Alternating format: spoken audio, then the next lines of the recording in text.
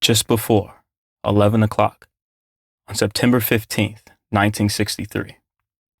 Instead of rising to begin prayers, the congregation was knocked to the ground.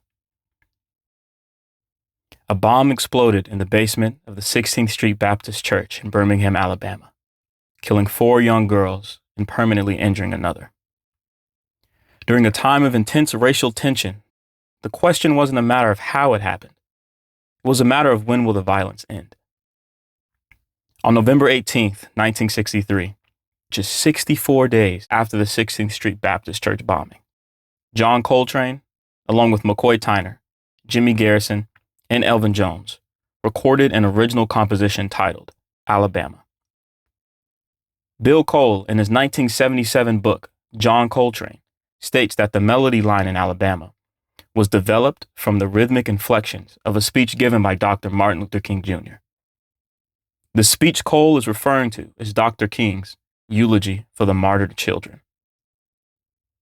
Most prominent leaders have a cadence to their speech that is recognizable, and Dr. King was no exception. He had a very specific way of speaking, which was song-like in nature. And I've seen the promised land. I may not get there with you, but I want you to know the night. This is most likely a consequence of his church upbringing and background as a preacher, as most pastors in black churches preach in a key with inflections that aim to draw the audience's attention.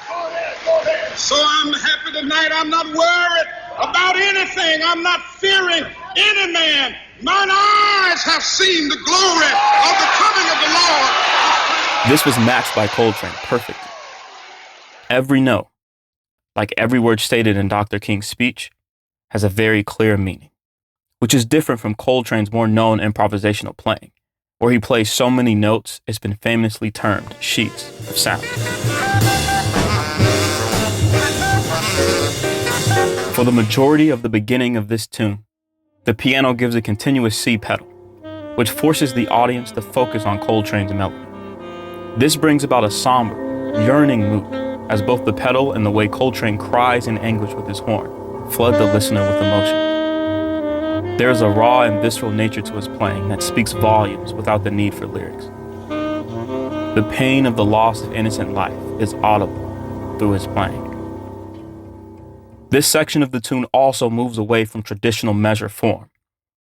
The lack of set playing and the pedal C from the piano aim to erase the bar lines in each measure, which is similar to the monophonic textures of 9th and 10th century Gregorian chants.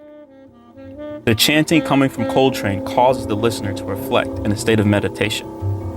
In these moments, Coltrane's quartet takes us on a voyage away from traditional form, in a way that mirrors the social and racial discord of the 1960s, and the yearning for something beyond it. Amidst the somberness of the tune, there are moments of beauty and serenity. As it moves to the middle of the tune, the initial despair begins to give way to moments of optimism and hope.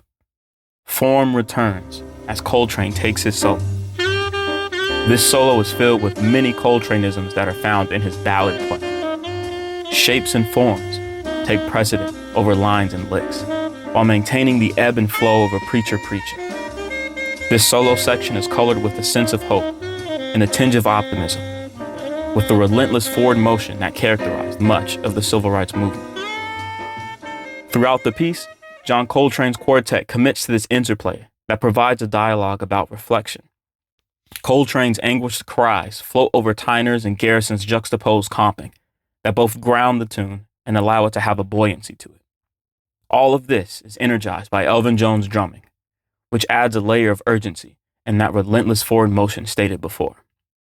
These collective improvisational techniques symbolizes the dialogue and reflection that was demanded to be had over the collective struggle for justice and equality by those leading the civil rights movement. The emotional equity in Coltrane's Alabama not only exists as an educational tool for what the reaction was to the horrific crimes committed at and around the 16th Street Baptist Church bombing, but it is evidence of how jazz can be a catalyst for change within our society. The nature of jazz allows it to not only be a reflection of what is, but also a view of what can be, and a declaration of what will be. And today, as I stand over the remains of these beautiful Darling girls, I paraphrase the words of Shakespeare. Good night, sweet princesses.